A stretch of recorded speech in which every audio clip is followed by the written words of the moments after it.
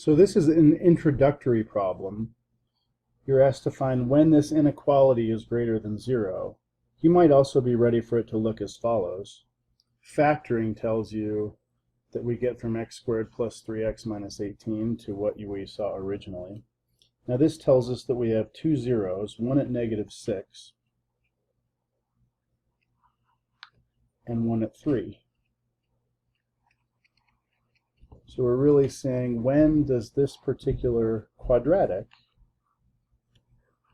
when is it greater than 0? Well, you can see either from looking at x times x or x squared that it opens up.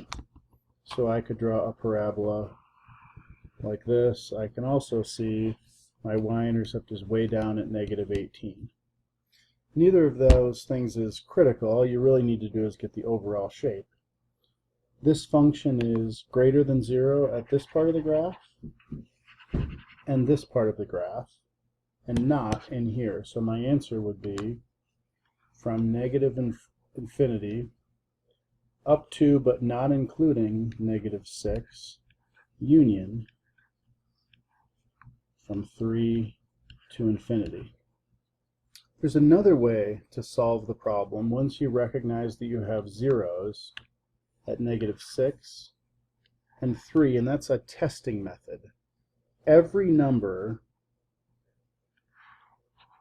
less than -6, between -6 and 3, and greater than -3 will all have the same behavior, so you can test numbers.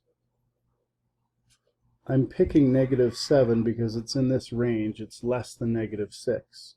When I plug in -7, I get as follows. I plug -7 into my original inequality and I get 10 is greater than 0. That's a true statement.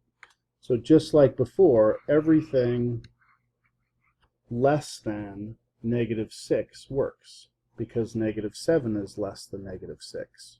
Now I would try a number in this middle range. Anywhere in here, I'm picking 0 because it's nice and easy. I've picked 0, and I got -18 is not greater than 0. That's false. So that means this is not part of our solution. This was. And when I try 4, which is anything right of 3, I get 10 is greater than 0. That's a true. So that means yes, this is part of our solution. More confirmation that this here is the solution to that quadratic inequality. Now look at the next problem, which is more level 2, more like what you'll see on your final.